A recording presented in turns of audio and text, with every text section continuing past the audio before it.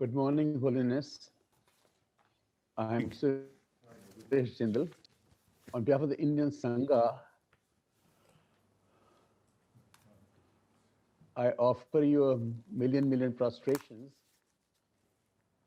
We are most grateful for your acceptance of our request for this wonderful and precious teaching. And also on behalf of the rest of the Sangha around the world. So every day, Holiness, we will have 5 questions from you, from Indian students. 벌써 안 해요. So that 가. 자자. Okay. No problem. thank you. All answer. Thank you, Holiness. All answer here. No problem. Thank you, Holiness. Thank you, Holiness. Lots of long life to you, Holiness. 가십사. 가.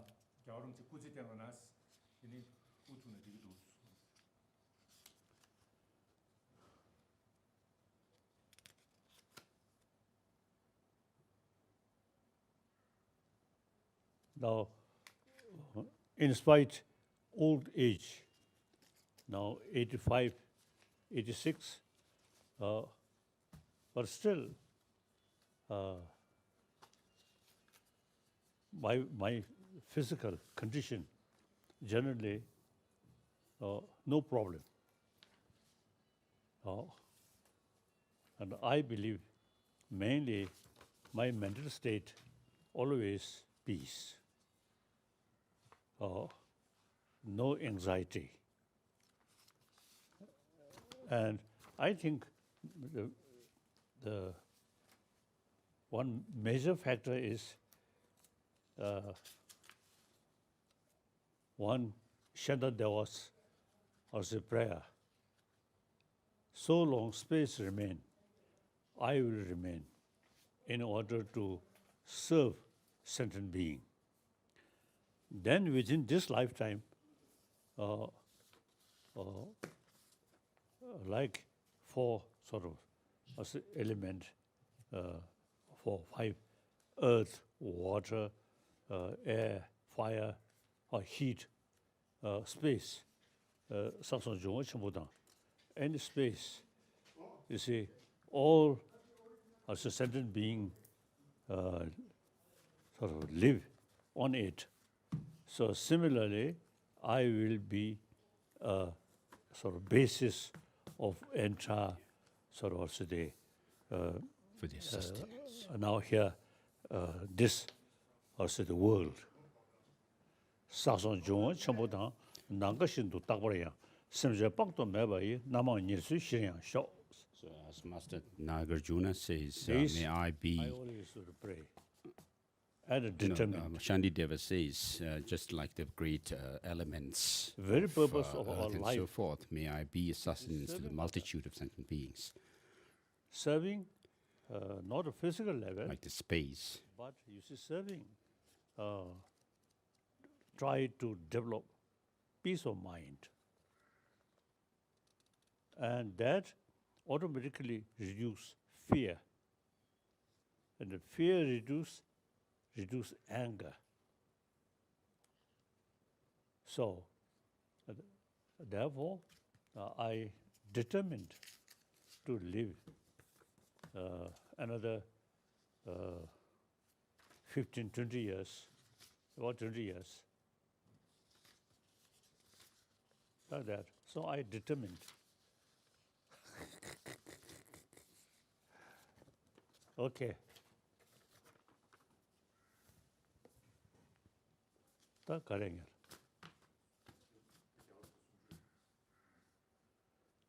So now today, you ask me explanation about Matimika Avatara. Umalanjubwa. Yes, entering the middle way. I received also the explanation about Umanjukpa This text, from late entering the Lingling middle way. my about my bhikshu vow. So I have very good sort of lineage. And then the root text about Umanjukpa, from young age, as our tradition, memorizing. And Abhisamaya Alankara, Ngodoje. Oh, No, clear and ornament Umanjukpa, for clear these realization two and texts, entering the middle way. my case, I think 6, 7 years old, already started to memorizing. I have no interest. Only interest is holiday. But gradually, I really found, you see, these texts, and also you see those, also the Nalanda masters or also writing, which we learned, very, very useful. Particularly when we passing through difficult situation, you see, these teaching extremely useful.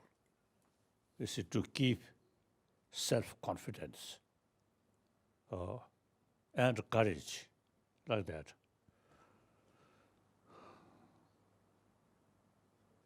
So now about Umanjukpa.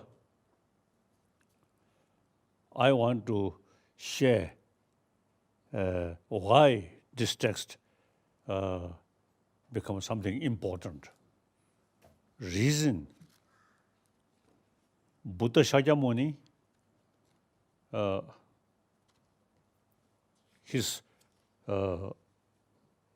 soon after he enlightened, you see, he taught Four Noble Truths.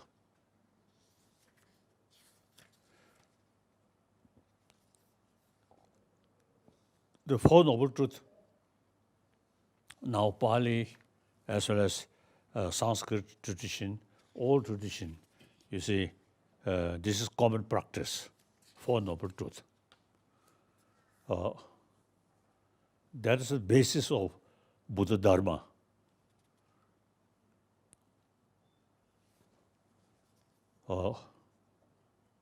Since any sentient being who have feeling do not want suffering,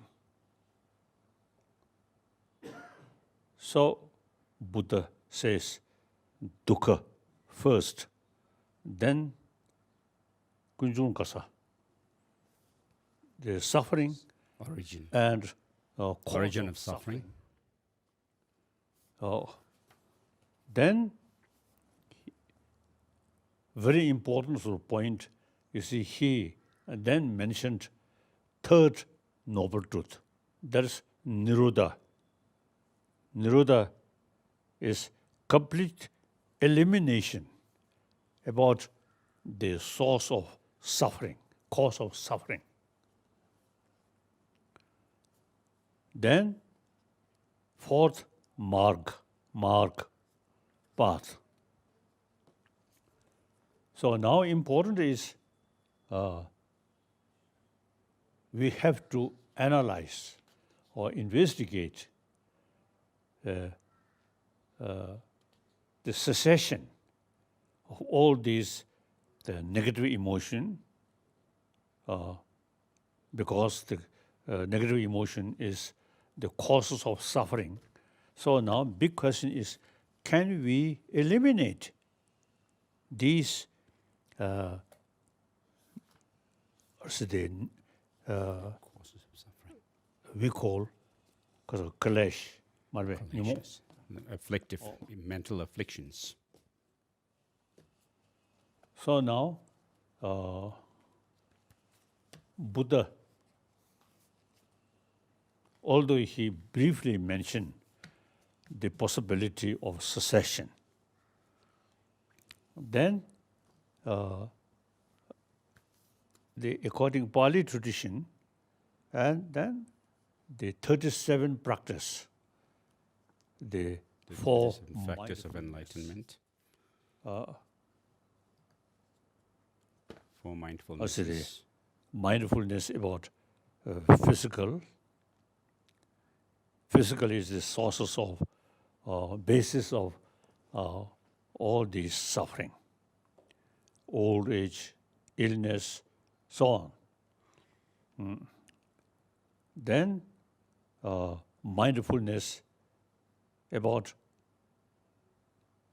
our body momentarily changing. Then decade by decade, this will become older, like that. Liu Chaban Sha, or Tsawa Chaban Sha. Then mindfulness of sensations, of feelings, and when then say mind. mindfulness about mind.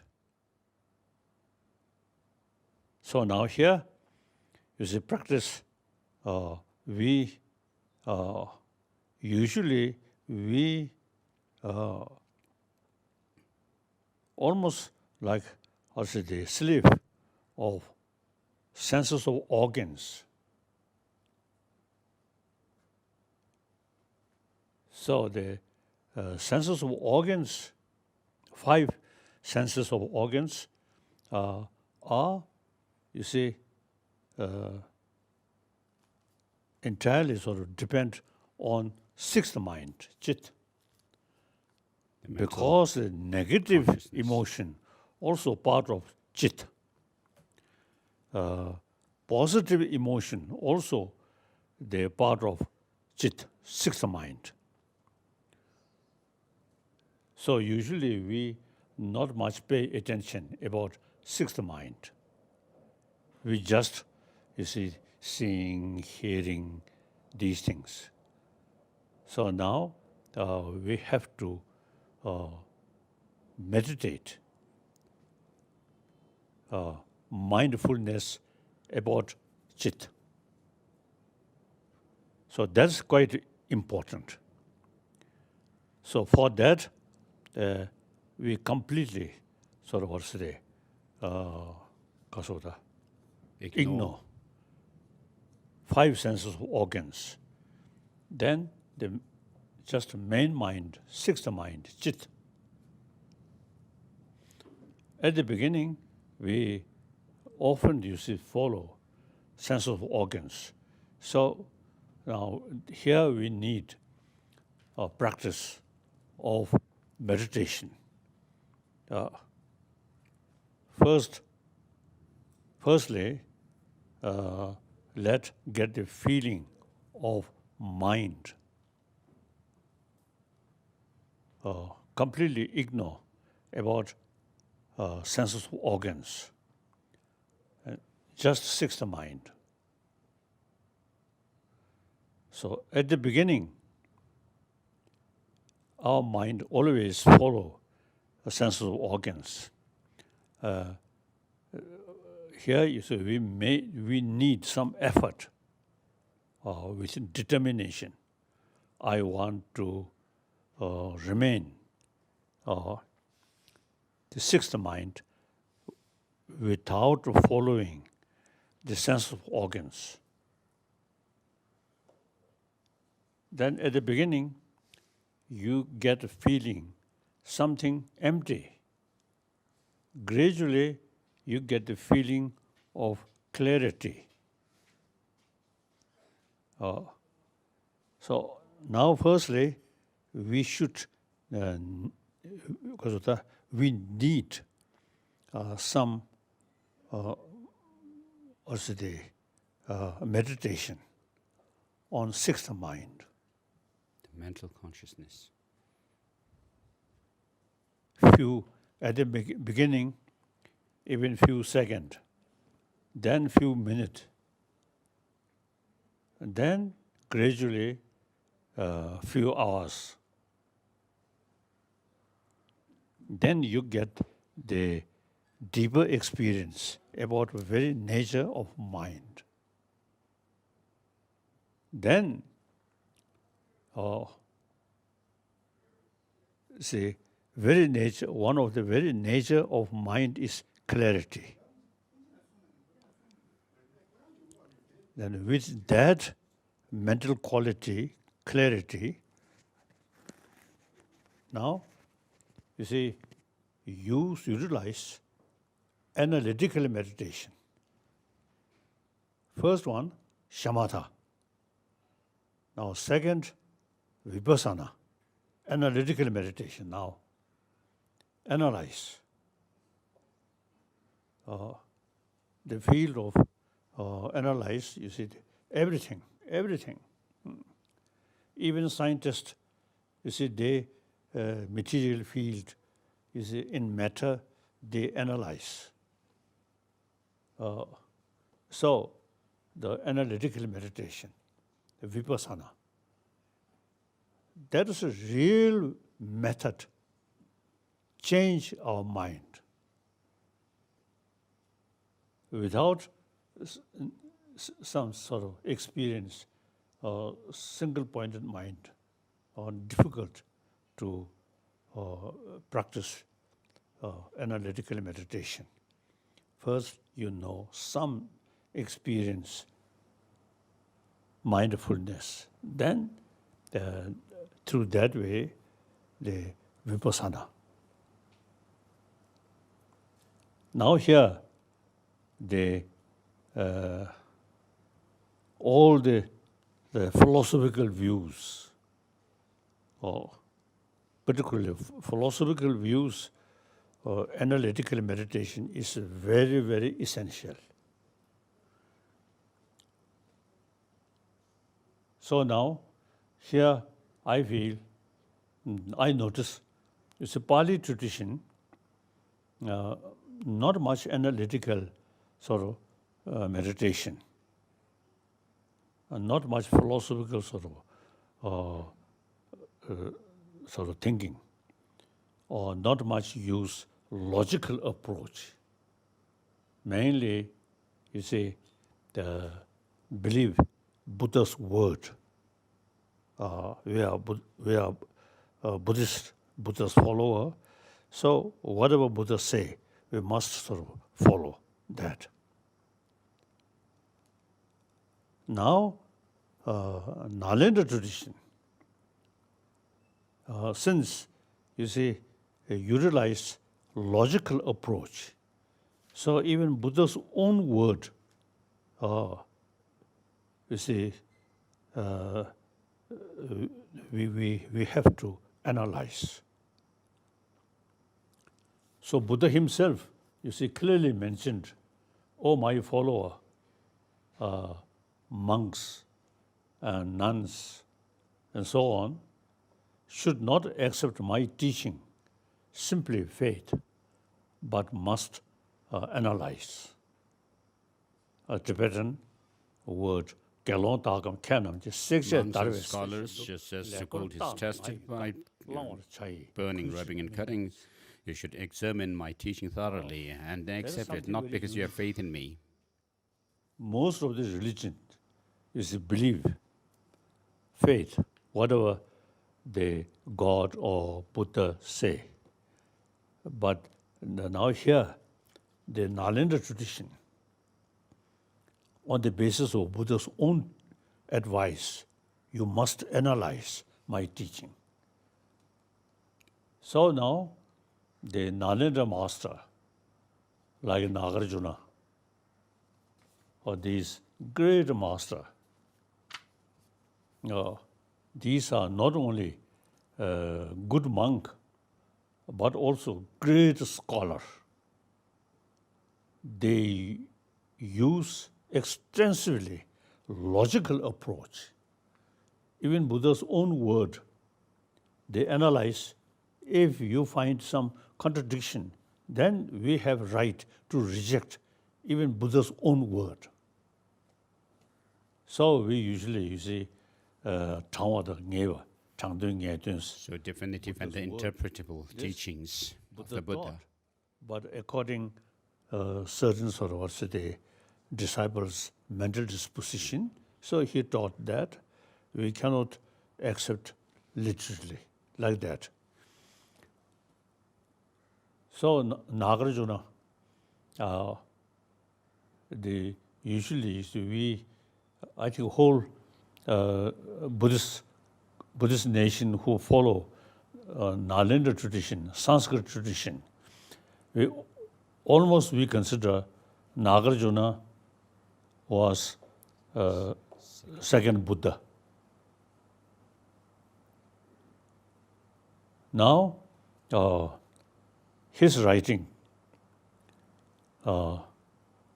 Madhyamika Mulakarika, his main text, wonderful. I always was familiar that often read. Then the Arya Deva, his main disciple, Arya Deva wrote 400 verses, Shibjapa. Actually 800. Then 400, one section, 400 mainly philosophical, sort of dealing philosophical things. So altogether 800. Right? 400. So now Nagarjuna mentioned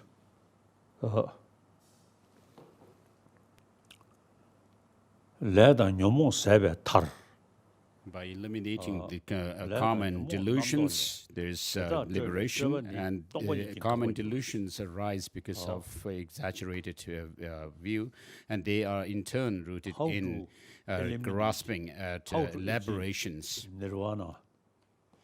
And that is ended by emptiness. You have to eliminate all the root causes of destructive emotion. So he says, therefore, elimination of karma and delusions, by eliminating that, there is liberation. You reach nirvana. Reason, this is because karma and because of karma, samsaric karma. The karma, negative karma, karma which causing suffering, that's because of ignorance, because of kalesh. As mental afflictions. So therefore, the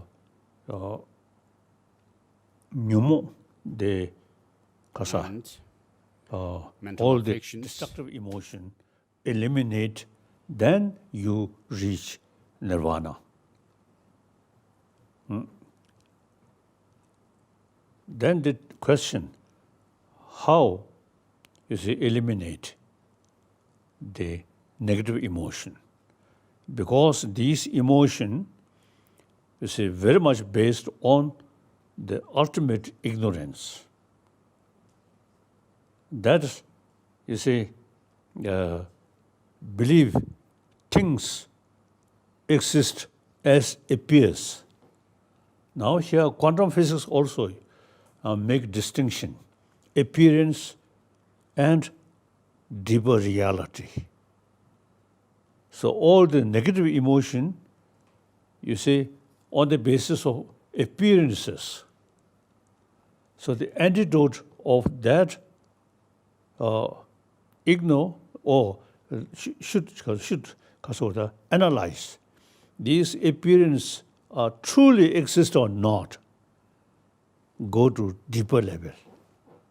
Then quantum physics also now clearly mention big differences, appearance and reality. So now the Nagarjuna's this word Teta Trele, These afflictions these arise from negative emotion, very much so based the exaggerated or outlook entirely based arises on from ignorance. the elaborations, mental fabrications. There's something wrong feeling, grasping as appears, something true. So now that grasping the negative emotion, wrong emotion, now can eliminate through the understanding deeper reality. Lada nyomo sebetar, lada nyomo namdole, teta trele, trebani, teta treles. So These wrong views, exaggerated outlooks, see, the mental belief constructs, as appears, and exaggerate these things, something good, something bad. These they arise because of our the wrong view. fabrication. That wrong view can eliminate by Distorted wisdom views. or understanding about deeper reality. Lada nyomo sebe tar. So through Lada exhaustion nyomo of namdole. action and disturbing Teta emotions, trele. there is Trebani liberation. tomboni Actions and kawanyus. disturbing emotions, afflictions are ensue from conceptual construction, which arise through mental the essence fabrication, and that is the ended wrong by view emptiness. Cannot sort of remove or cannot change through faith, through prayer, but through analytical meditation. What's the reality? The reality, nothing exists as appears. Appears, now even quantum physics appears objectively. But if we investigate, nothing exists as appears. Now quantum physicists also say, analyze, then so long observer there, the things there. Then when no longer observer there, then very difficult to say things are there. So that's the quantum physics also now say that. Exactly Nagarjuna, she said, stated that. So now here, his main disciple, as I mentioned earlier, Arya Deva.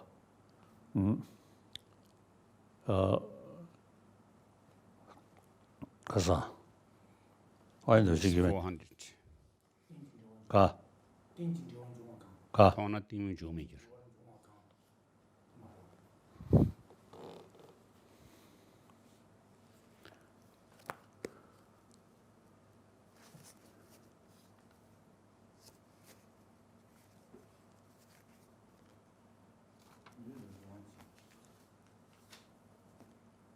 Yeah. Three doing short tissue. His Holiness has marked a page somewhere.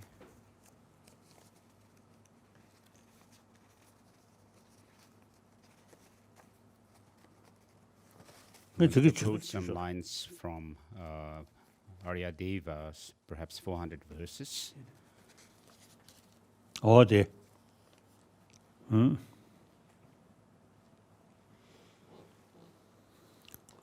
Arya Deva and 400 verses mentioned Just like the physical the faculty permeates all other faculties, likewise ignorance permeates all mental afflictions. 류꾼이 그게 미국 왕보다 나의 왕보로 써봐 왕보 참을로 그게 캡돼야 돼. The eye faculty, ear, auditory faculty, and so forth are permeated by the physical faculty, 샹달 가서 whereas the eye faculty does not permeate the other faculties such as ear faculty and so forth. 대신도 So likewise, 띠무꾼은 내주대. using that as an analogy, he says 너무 ignorance 탐욕으로 permeates all 싸워서 mental afflictions, disturbing emotions. 진짜 인도산에 대신 너무 Therefore, 띠무 좀be 점을 줬어. all mental afflictions or disturbing emotions can be destroyed by destroying ignorance.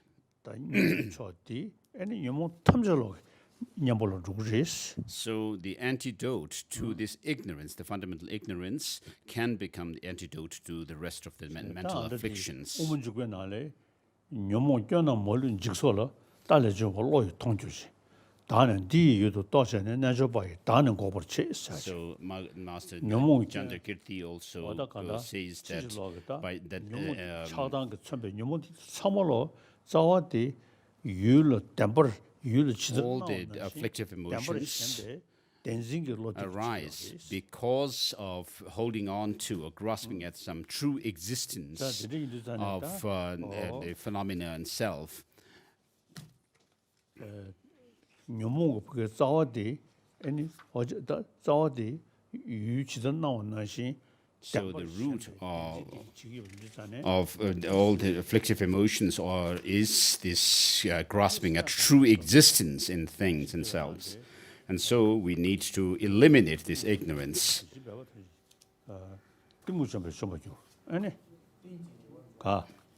And therefore Arya Deva says,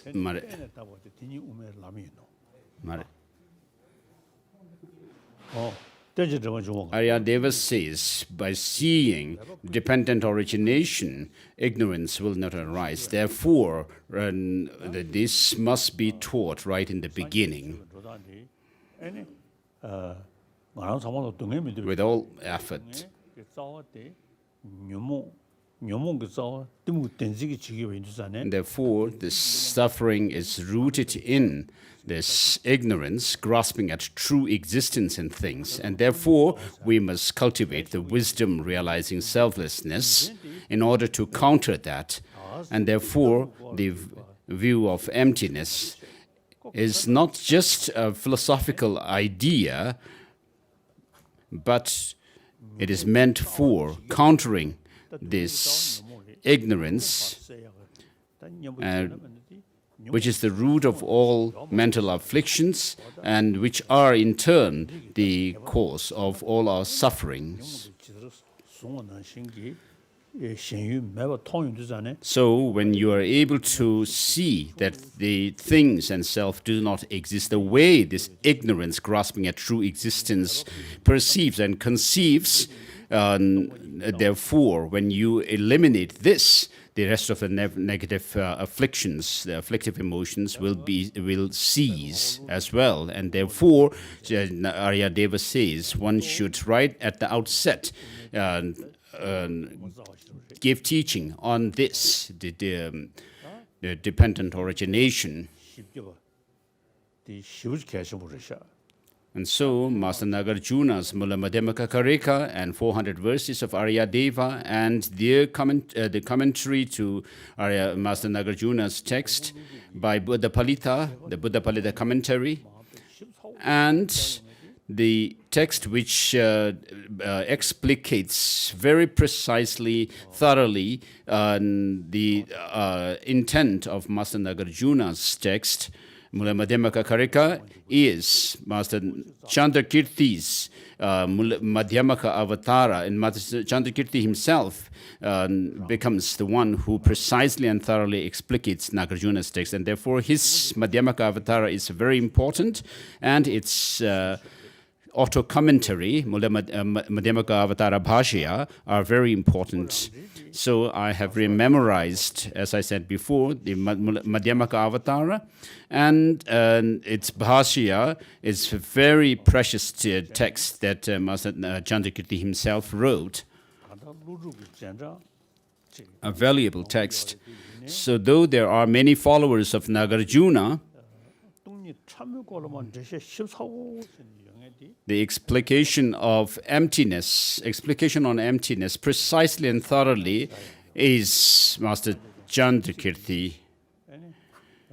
And Buddha Palita, of course, very good. His very short phrase which says, if things were to have any essence in and of themselves, what is the need for dependent origination and so forth? And then Master Nagarjuna's four Bhav Viveka, who wrote Madhyamaka Aloka, Pradhipa.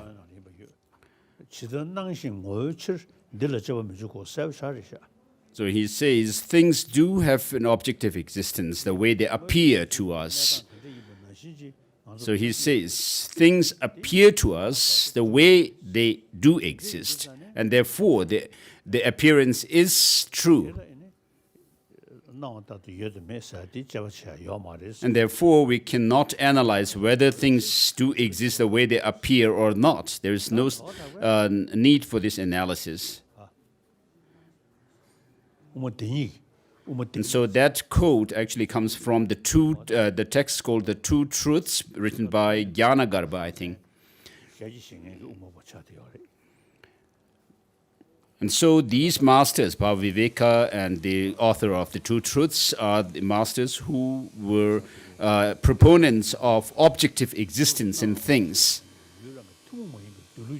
So they say that things, with regard to the negation, when you establish the emptiness, the negation or the object of negation is that the things have some unique way of existence from their own side, not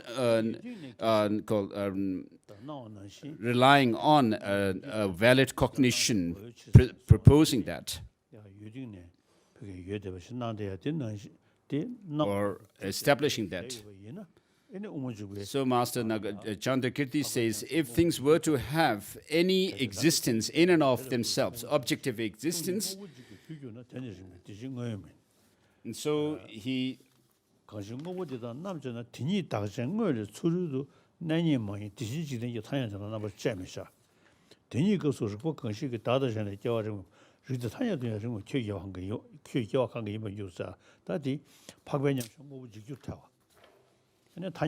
so there is this the quotation from Master Chandrakirti's text, which says that there would be four logical fallacies if you were to accept any objective existence in things. So, which are that the meditative equipoise mind of an Arya being would be a destroyer of entities and so forth.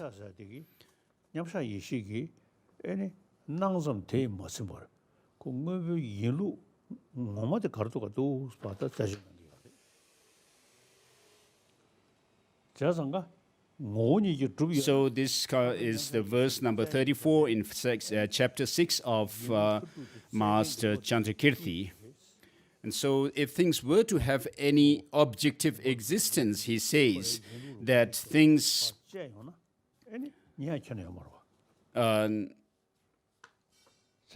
should be found by this the Arya being's meditative equipoise, which is actually the mind which checks into whether things have any objective ultimate and existence or not. Therefore, if they were to have any objective existence in and of themselves, it should be found by this meditative equipoise mind of an Arya being.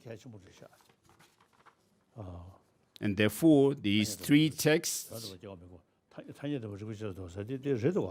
and then there would also be the logical fallacy that the conventional reality or truth should be able to withstand the ultimate existence, analysis into the ultimate existence of things. But that's not the case. If you were to dissect an object down to its smallest particles, atoms, subatomic particles, and so forth, there's nothing you can actually pinpoint as being that object. And then similarly, it is the case with consciousness, because we talk about consciousness in terms of its continuity of a stream of consciousness. And therefore, the continuum of a consciousness, if you were to identify or pinpoint, of course, past is gone, future is yet to come, and then present, you cannot pinpoint that. It is the consciousness. This is the consciousness.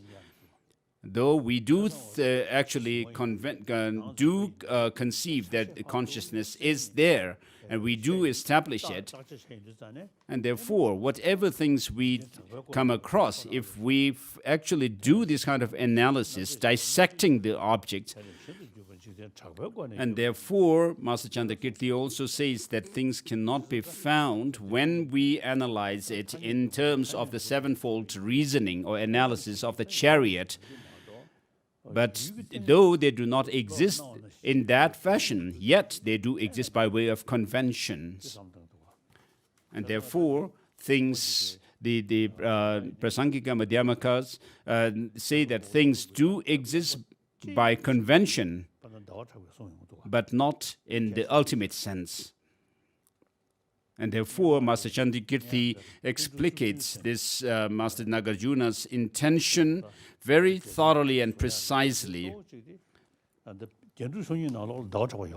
Therefore, the reason why I made this prayer to the 17 Nalanda masters is because in the prayer, which is called the prayer to the 6 ornaments and 2 sublime masters, Master Chandrakirti and Chandideva are not there. And so I added them. I thought it would be good to add these masters as well. And then also Master Bhaviveka, I added. So when you actually make the distinction between the Savatantrika Madhyamakas and the Prasangika Madhyamakas, it is very important to understand how things are posited. So we in Tibet do practice Tantra, and every time we do the sadhana, daily yoga sadhana practice, we always come across everything dissolves into emptiness. And then in the Yamantaka Vajrabharava sadhana, we say I and all other things, phenomena, are merely designated. Because of being designated, and therefore Master Nagarjuna says, whatever is dependently arisen is said to be empty, and that is said to be in itself designated, and that is the middle way. And what there is no phenomena which is not dependent, therefore there is no phenomena which is not empty. So when we say that things do not exist the way they appear to us, what we come to as a conclusion is that things do not have the existence, they do not exist the way they appear to us, but there is, though they are empty of any inherent existence, they still do exist by way of dependence. So, dependence shows that things do not exist by their own power or of their own accord. And then arising shows that because of dependence on others, they do affect us, they do give rise to effects. And therefore, Chonten Lama Rinpoche says, so dependence do not deny the suchness, and arising do not deny the worldly convention.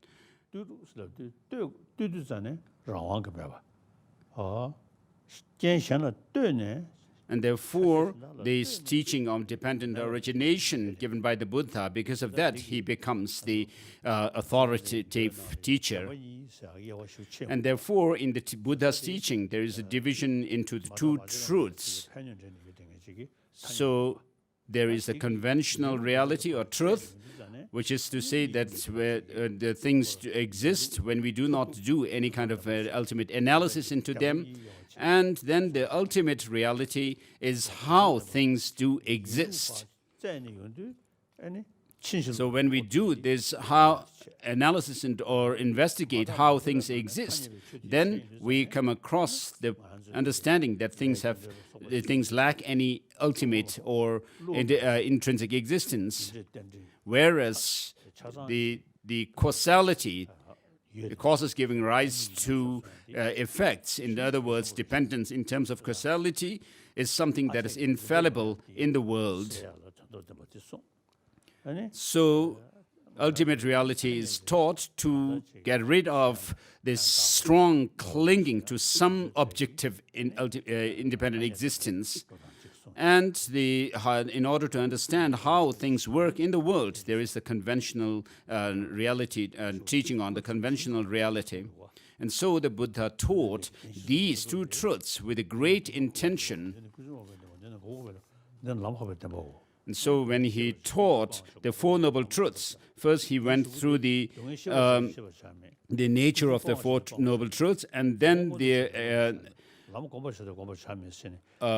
in terms of the functionality of the Four Noble Truths, and then at the end, he says that though suffering must be understood, there's nothing to be understood. Though origin must be eliminated, there's nothing to be eliminated, and so forth. And therefore, this shows the two truths. And similarly with the cessation, although there is something to be attained, there's nothing to be attained. It should be attained, there's nothing to be attained. And although the path must be cultivated, there's nothing to be cultivated. And then the true cessation and so forth are also taught more thoroughly and precisely in the Prajnaparamita sutras. In the Heart Sutra, for example, we come across this phrase: form is emptiness, emptiness is form, emptiness is not other than form, and form too is not other than emptiness. And so this is called the Four-Fold Emptiness. And then it says the Buddhas of the three times become enlightened, fully enlightened, based on this wisdom of the emptiness, or wisdom of the perfection of wisdom. And then, coupled with the that of the merit, we are able to eliminate not only the mental afflictions or destructive emotions, we can also get rid of their stains left by them. And so when we think along these lines of the teaching of the Buddha, beginning with his teaching on the Four Noble Truths, in which we find that there is cessation, true cessation, and then in the second turning of the wheel, where he teaches us that things have no intrinsic existence. All phenomena lack any intrinsic existence. It's marvelous.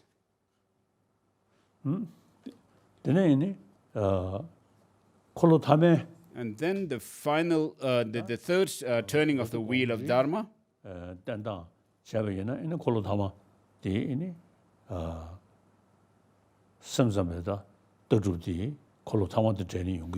third turning of the wheel, within which there is the Sandhi Nirmochana Sutra, Sutra unraveling the thought of the Buddha, where there is a distinction between the dependent origination being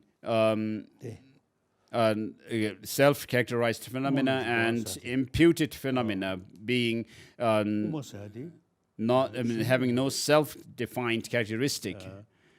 And so we are here to go through the Madhyamaka Avatara, and so entering the middle way.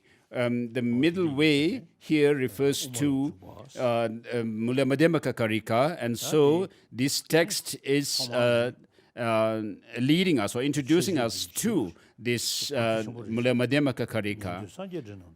So the first verse says, Shravakas and middle-level Buddhas arise from sovereign sages. Buddhas are born from bodhisattvas. And the compassion mind, non-dual cognition, as well as awakening mind, these are the causes of Buddhism. This is a big kind of a summary. So Shravakas and the middle-level Buddhas, referring to Pratyeka Buddhas, or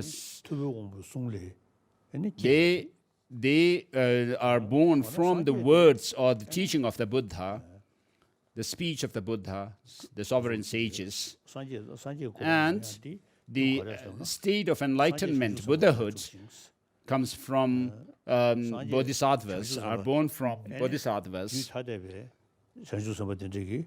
So there are bodhisattvas who are of separate continuum from the Buddhas, who teach them the path, as well as the bodhisattvas who are at the trainee level, who is of the same continuum of the practitioner, who first generate bodhicitta within themselves to become a bodhisattva, and then goes through this, the ordinary bodhisattva path, and then those of the Arya being bodhisattva path, and finally culminate into Buddhahood.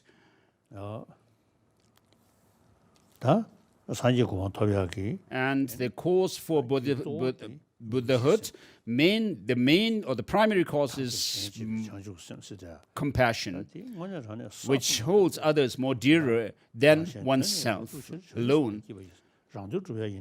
So this bodhicitta is the source for one's own, to fulfill one's own goals as well as the goals of others. And so, if you want to be happy in this life as well, you must cultivate bodhicitta. You will have a happy mind and healthy body.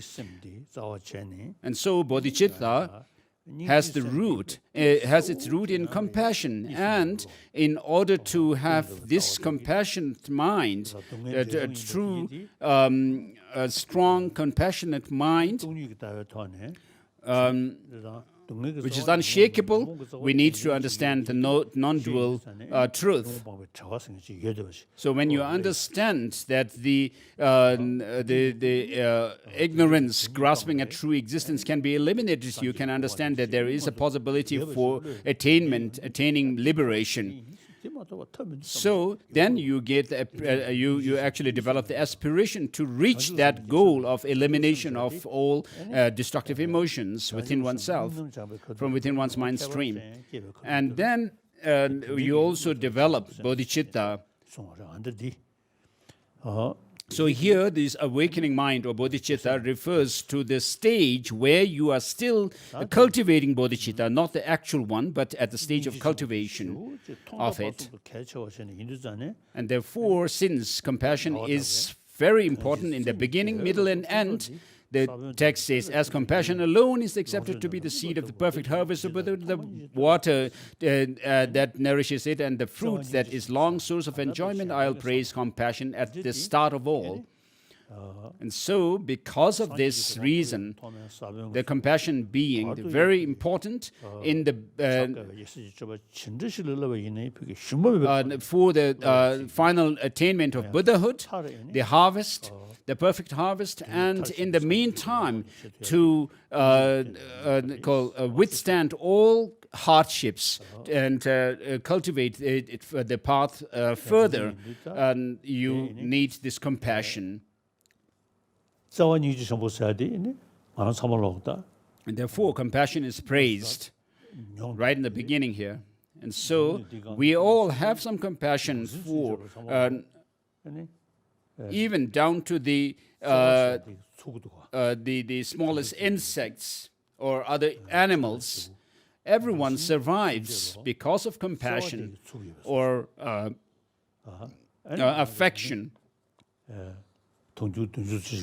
So the 7 billion people on earth also, we are sustained by this love and affection, and this is the root of our happiness as well.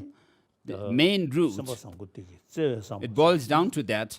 Our happiness boils down to that. And so we survive because of it. And therefore, whether you, even though you may not believe in religion, or you may even criticize religion, this love or compassion is something which is needed by all. So even the scientists today say that the sentient beings which depend on a community, a social animal, who are social animals, so long as you are a social animal, they say, you will have compassion to the community that you depend on, just like a child, just one child is dependent on its mother. This is which is natural. So for its own survival, for its the child depends on the mother, and therefore there is this bond. And so we talk about world peace. World peace must come through the inner peace. And the main cause for that is compassion. And therefore here Master Chandrakirti praises compassion in the beginning, which is very significant.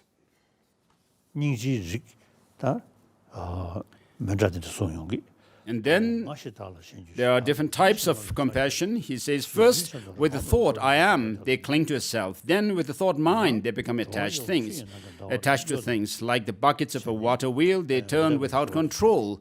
And I bow to compassion that cares for such suffering. And beings are like the reflections of a moon in rippling water, seeing them as fleeting and as devoid of intrinsic nature. And so, as I said before, this devoid of intrinsic nature refers to things having no independent objective existence. When you develop this compassion based on that kind of understanding, and this is an understanding, this is a compassion which is called compassion without referent point. And so the Bodhisattva's mind falls under compassion's sway, yearning to set free every transmigrating being. Through intense dedication with Samandabhadra's prayers, he abides in perfect joy. So having actually become understood what enlightenment means,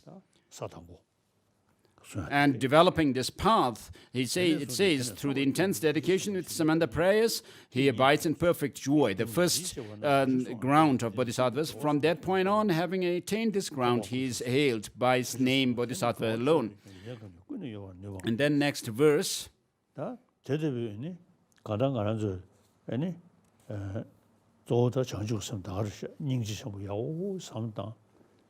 And so by reflecting on compassion very well, wishing to liberate other sentient beings and actually wanting to protect them, and with the help of one's understanding of the philosophical view of emptiness or selflessness, you develop compassion. And which means that you understand that the root of suffering is afflictive emotions, and which are mere adventitious factors within our mind, and not a permanent characteristic or quality of mind. But because the mind itself, its intrinsic in its intrinsic nature is clarity and awareness. So these disturbing emotions, because they arise on the basis of this grasping at true existence, this fundamental ignorance, and therefore when you see that there is possibility to overcome it, you will be able to understand the possibility for attaining enlightenment, Buddhahood.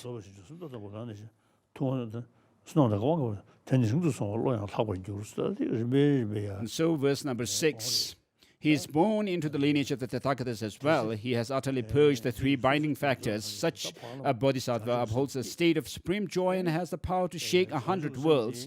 And then stepping on from one ground to another, he travels perfectly to the highest one. And so, having developed the single-pointed concentration, then on the basis of that, one develops this the vipassana, the penetrative insight into emptiness, and enter into the path from the go on from the path of accumulation to the path of preparation, and then you further push yourself in your practice and you see that of emptiness directly, which is the path of seeing.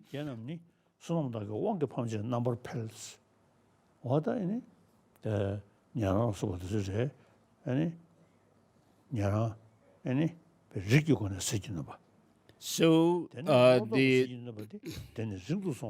bodhisattvas on the first ground are said to outshine those of the Shravakas just because of being born into the bodhisattva lineage. And then in the when you reach the path, the seventh ground, it is said that you outshine them out of your intelligence, by way of your intelligence or insight, which is the ground called gone afar. So verse number 8 is done.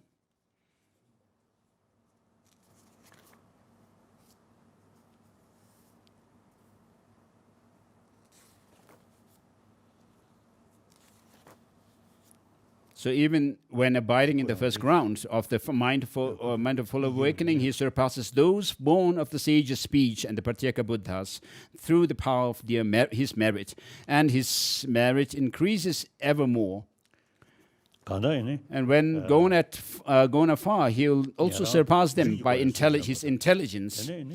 And so there is these lines refer to the bodhisattvas on the first ground outshining those of the Pratyeka Buddhas and the Shravakas because of being born into the lineage of the Buddha, and whereas the just being born into the Buddha's lineage does not make them able to outshine the Shravakas and the Pratyeka Buddhas, but by way of their intelligence. And so in the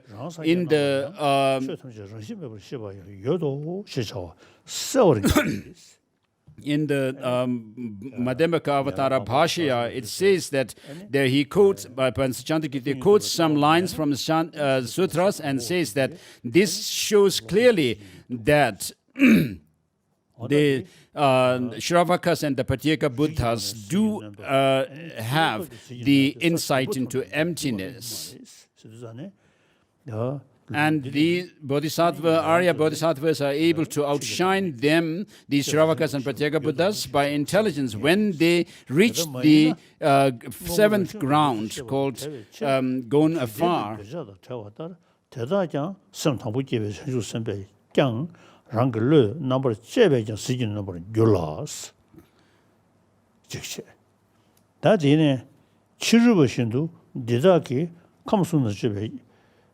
차제선서 빵왕야 민주로스 되는디 술로서 랑고올 미베 치질로도 규베 칠 가사가 다음에 또 와야 민주데스 어디 계속 수송도.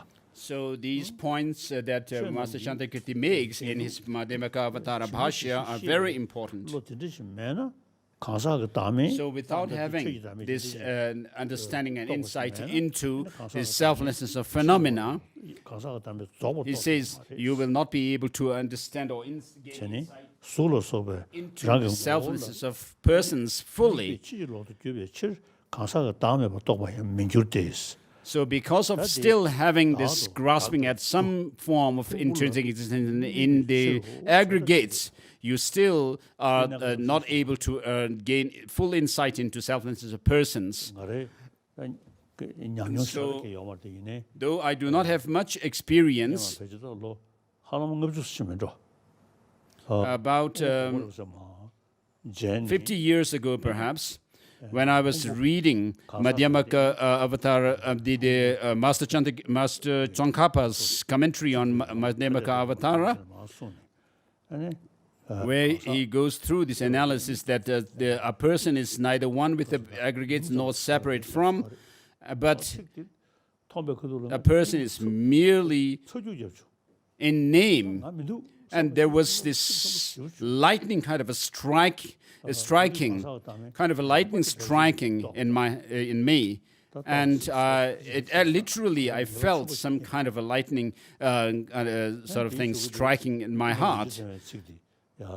And so, when I thought about things, when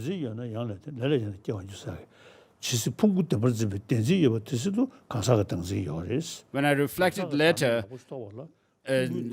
changing my focus to the body and the aggregates, I couldn't have that same kind of insight as I had when I thought about the self. And so, as Master Nagarjuna says, as long as there is grasping at the aggregates, there is still this clinging to an I. And because of that, there is karma. And then there is rebirth. And so, after that experience of a lightning striking, a lightning sort of striking in my heart, when I looked at other people or myself, I actually was able to see them like an illusion, that there is nothing really solid or tangible there. And then when I actually checked my understanding or insight with reference to the body and aggregates, I didn't have the same kind of experience. And therefore, I was able to confirm or find that I only had an insight into selflessness, which is a coarse level of selflessness. And therefore, when you have this sense of an I, it is based on the aggregates, this Bhashya says.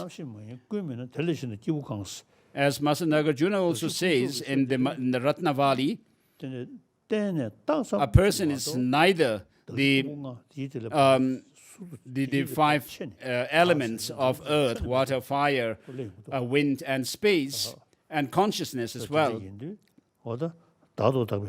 And what else is a person? So that is the quotation.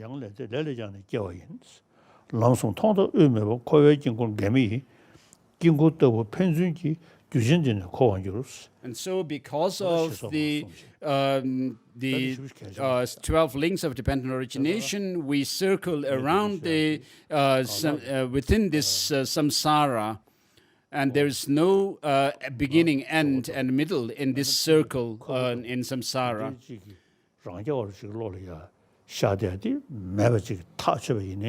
So though you may have gained insight into the fact that there is no self which is a governor over the aggregates, yet you will not still be able to gain insight into the self lessness as such.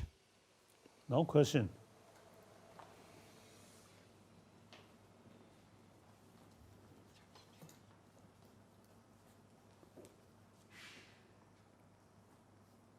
Question? Please bring up your questions. Good morning, Your Holiness. Tashidele. Narzele. Your Holiness, thank you very much for this teaching. I have a question in the context of relationship which become abusive, whether the relationship is between a husband and wife or it is between nations like China and Tibet, when staying also causes suffering and leaving also causes suffering, then what is the compassionate way? What is the middle way? Is there a nirodha? Is there a marga? When there is conflict of compassion for other person and compassion for self, two different courses of action, then what is the middle way? Is there a middle way possible? Thank you, Your Holiness.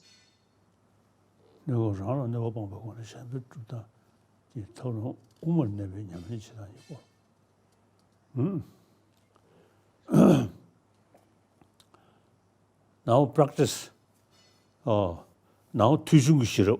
So you need to develop understanding based on listening to teachings and reflection and then meditation. 장주고 있습니다. 닝지도 동력이 다와서. So when you talk about emptiness, compassion, and bodhicitta, you of course read books, and also your Dharma friends also explain them to you, and so these you gain understanding from such teachings and listening to others. So you may feel admiration saying, oh, this is wonderful, this is this, this is that, but it will not still bring some transformation within yourself. But what you need is that of the reflection through analytical, through analysis, through reasoning. And through that reflection, by using reasoning, you will gain conviction in these points. And then that will slowly bring about some transformation within yourself. And you need to continually, with this conviction, this trust from the depths of your heart, seeing that there is some significance in these points. And then you need to, when you meditate on these points day and night, over and over again, as Tsongkhapa said, found that there is no way, no other way to gain true experience unless you do purification practices as well as accumulation of merits, as Tsongkhapa himself found that and also was advised by Lord Manjushri to go into retreat. And therefore, mere hearing the teachings and understanding based on it and understanding based on reflection is not enough. But you need to cultivate these experiences within yourself through meditation.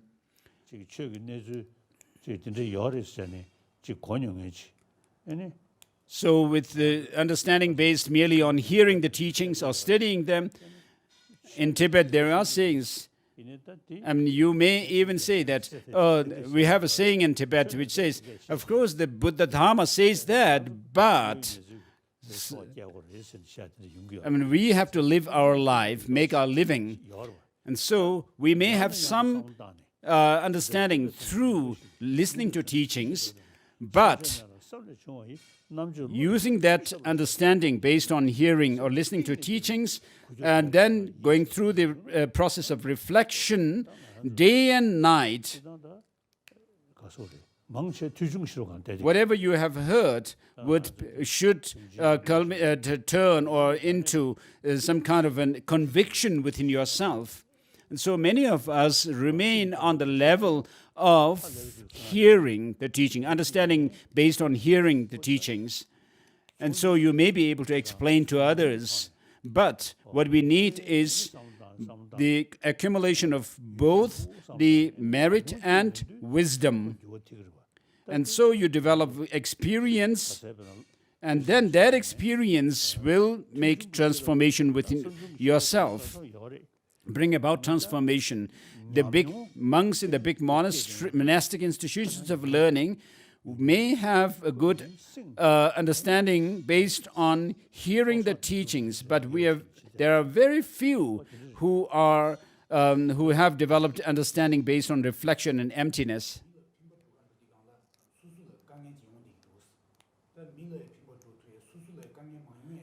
So Yangde Rinpoche is clarifying the question to His Holiness again.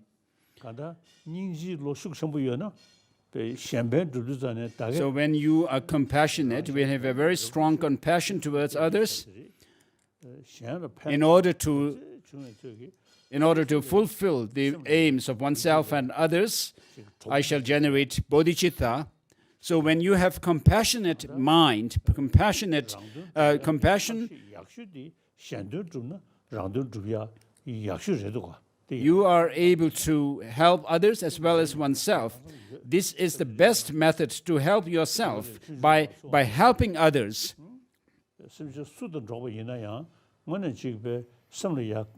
So this is my experience as well. So when you think of benefiting others, this is the source of happiness for me, even with regard to one's enemy. As Shantideva says, that your enemy is your spiritual teacher. And so this gives some sense of relaxation or within yourself. It gives relief within yourself, this compassion. So when you are able to dedicate yourself for the benefit of others, you will be able to fulfill your goal fully. Next So question, Holiness, is from compassion for others is the source of fulfillment. Ladakh. Good morning, Your Holiness. My name is Tandan Siskit and I'm from Ladakh. I'm studying in Ladakh Public School and I'm 15 years old. So my question is, what is the difference between the compassion that comes from the understanding of the fact that all sentient beings suffer and the compassion that one experiences from the knowledge that all sentient beings, being impermanent by nature, take birth and die? Thank you, Your Holiness. So the compassionate mind is actually dedicated towards the benefiting others. So with compassion, you focus your mind on sentient beings, and with wisdom, some texts mention this, with wisdom you focus your mind on enlightenment. So when you actually wish all sentient beings to be free from suffering, of course, without actually knowing and understanding that there is a possibility for them to be free from suffering, it's just a prayer and not a conviction. It doesn't come through a conviction based on valid understanding and knowledge. And therefore, with wisdom, you focus on emptiness. Means that you need both the compassion and wisdom complementing each other.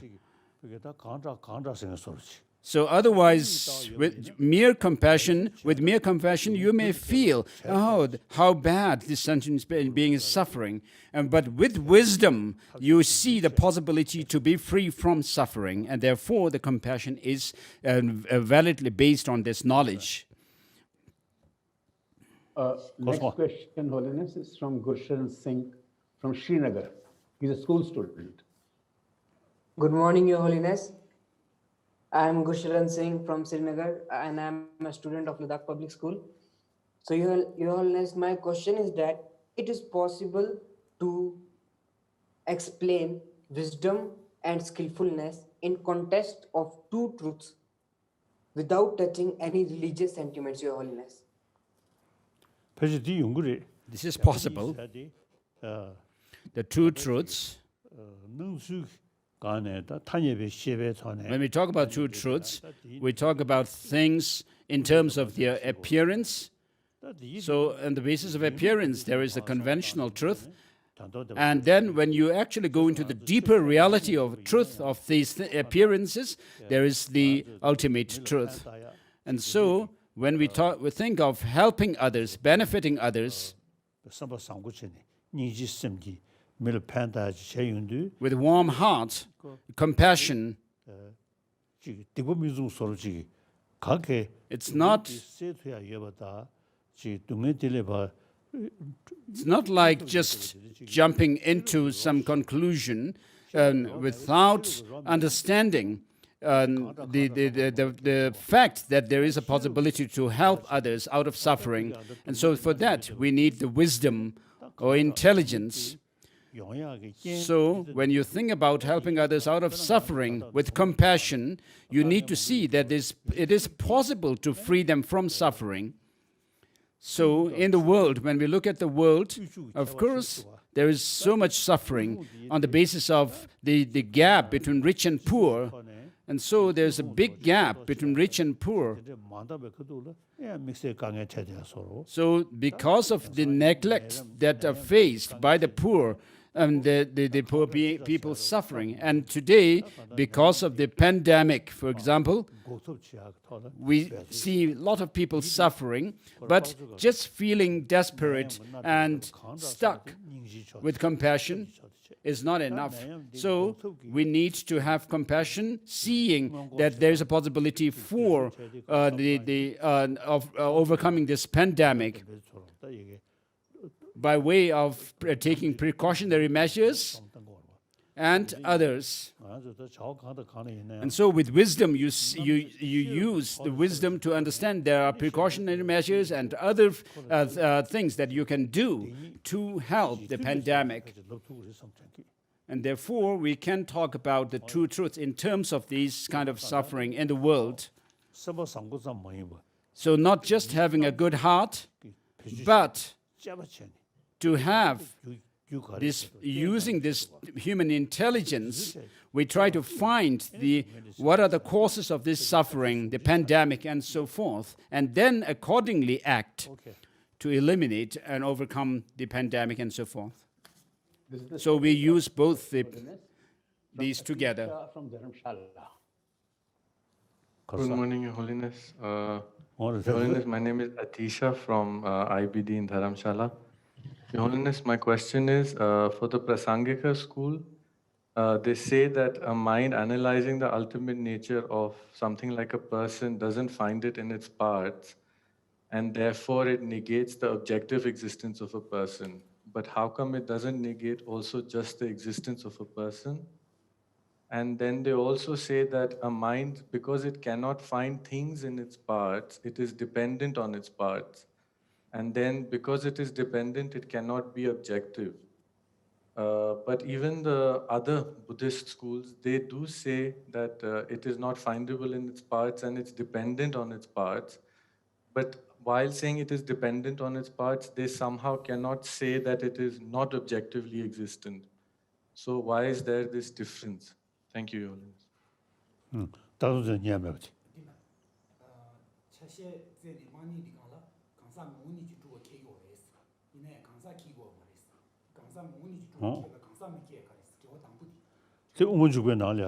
So in the Madhyamaka Avatara, it says,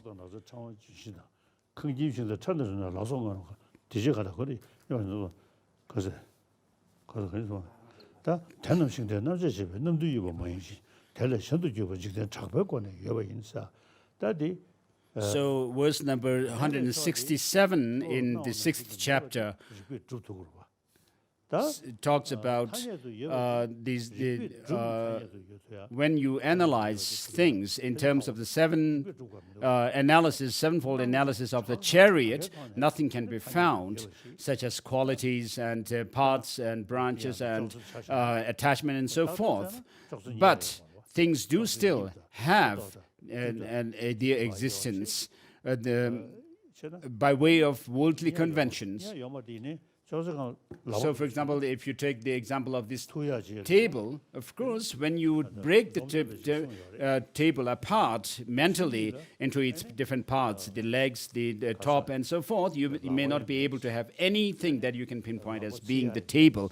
But Domtempa says that, of course, in the ultimate analysis, you will not find the hand nor the fire. But when you actually put your hand in the fire, it'll burn. And so this shows that there's a conventional reality of the hand and fire. And what happens to us, what our mistake is that the fire and the hands have some kind of objective, independent existence. And therefore, we need to differentiate between how things exist by way of convention and how they appear to us. They appear as if they have some kind of objective, independent existence. And when you are able to actually say that, oh, these do appear like that, but there is no such an existence, then that helps you to see the reality,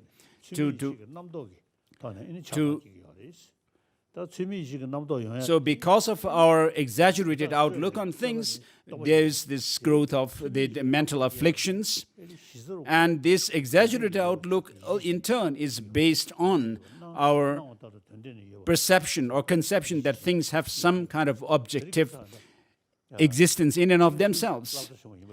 And so some Kensu University students of quantum physics today, some have said that, some of them have said that having studied quantum physics and found that things have no objective existence, when they are able to confirm that, it helps to reduce or to reduce the holding on to, grasping at some kind of an objective, independent existence in things. So because we have this appearance, there is this appearance of things having some objective existence, and we hold on to it, there is this grasping at true existence, and then the negative emotions also arise. And so understanding that things have no objective existence will help you reduce your negative emotions, this destructive, afflictive emotions. And you are studying here at IBD, Institute of Buddhist Dialectics, and you should continue your studies and become a Mahapandita, a great scholar. Thank you. Last question, Holiness, from Professor Kaveri Gill from Delhi, Holiness. Good morning, Your Holiness. I'm Kaveri Gill, and I teach in Delhi, and I'm a student of Venerable Geshe Dorji Damdol at Tibet House. Thank you for sending him to us to teach us in English, Your Holiness. My question today is, how do we know that the object of negation, of selflessness of person is correct? That is to say that we are not confusing the emptiness of autonomous substantial reality with emptiness of objective existence. Tukchenna, Your Holiness. So I have actually related my own experience earlier.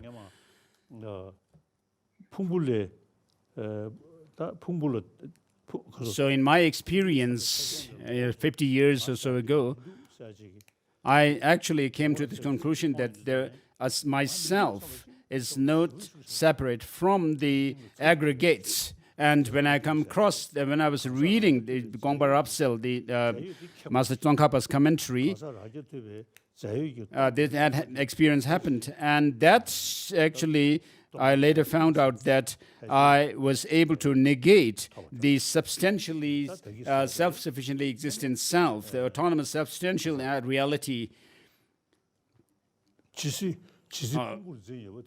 Whereas when you check this experience against Master Nagarjuna's saying that as long as there's grasping at aggregates, there's still grasping at self. So to be able to gain insight, to have the insight into this person having no intrinsic or inherent existence, and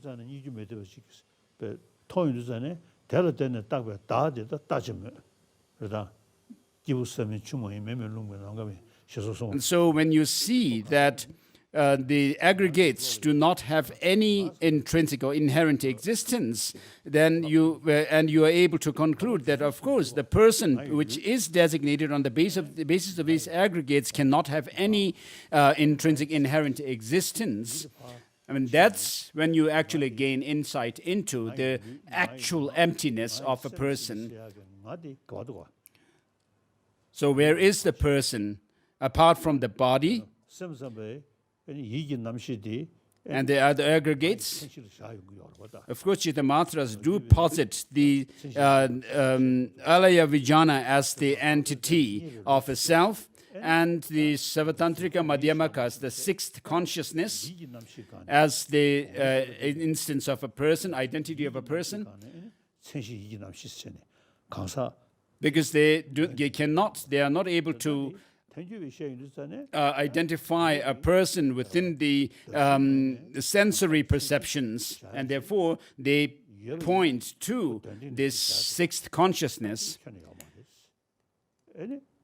So though these philosophical schools, Chittamatra and the Savatnantika Madhyamakas, do posit some self from within the aggregates, these Prasangikas conclude that there is nothing whatever that you can posit as being the self from within the aggregates. So when you are able to say that things do not exist the way they appear to us, just as quantum physics says, this also can help to gain insight into how things have no intrinsic existence. And because there is the appearance of objective existence, and then we accordingly cling on to that, there is the exaggerated outlook on things. And so, as I said before, this understanding of the quantum physics saying no objective existence is there can help gain understanding and insight into this the selflessness of persons and phenomena. Thank you. Thank you very much, Holiness. Very kind of you from the Indian Sangha's behalf and the International Sangha's behalf. And please, may you live 111 years, Holiness. Thank you, Your Holiness. Oh. Thank you. These things, I myself, I think at least about Shunyata, at least I think 60 years, I seriously thinking. And then Bodhicitta, at least 50 years. So these are, you see, take time, but regularly, whether you call meditate or analyze, and familiarize, then our main mind, since Kasoda, beginningless, these nyomo, or Afflictive emotions, really dominant, kleshas. So not easy to eliminate, to overcome, to reduce their intensity. To reduce. So, beginningless, those nyomo, beginningless, these afflictive emotions or mental afflictions, and altruism, bodhicitta, wisdom about, you see, reality, because of the shunyata, emptiness, 50, 60 years. So it is not easy, but make effort. According to my own experience, you see, decade by decade, truly changing our mental attitude.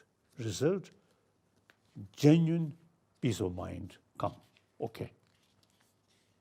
So you, my spiritual brothers, sisters, also you see, should not have some kind of too much expectation. Buddha himself, Thamisum. So countless eons, worked over countless eons. You see these great eons. And like Lama Tsongkhapa, you see, great effort. Then gradually he developed genuine sort of spiritual because of the realizations. Experiences. So we should make effort constantly. In my own case, as soon as I wake up and thinking, where's I? When I walking, where's I? My physical walking, but where is I? Nothing. At the meantime, you see, I is there. So then, just Mingde Shaksam said. So therefore, things are merely, you come across the conclusion, you come to conclude things are merely designated. I always remember altruism. Very good, very helpful. So you also, we all have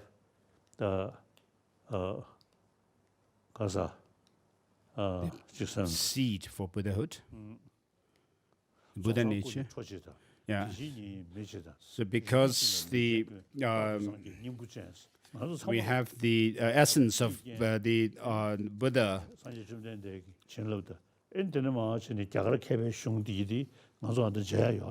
so as we have these texts written by the the great masters of India, and this quotation says, because from the Mahayana Uttara Tantra, because the perfectly enlightened body radiates, because there is no difference in the reality as it is, and because of the existence of the potential of family trait, all embodied sentient beings have the essence of Buddhahood.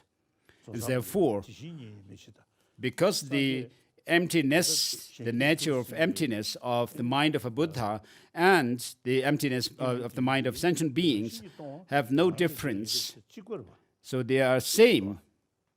Which is to say, because there's no difference in the reality as it is. And then the potential for the family trait exists within us, which is the Buddha nature, or Tathagata Garbha, or Sugata Hridaya. We all have this. So when I do some kind of a sadhana, and when I meditate or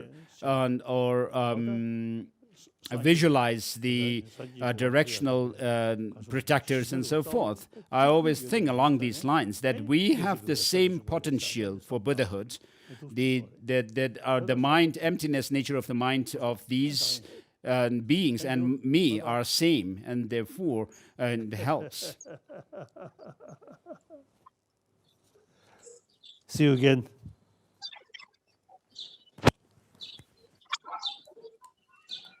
Thank you. You have been well. Thank you, Holiness. Thank you. Thank you. Thank you. Thank you. That's all. Let it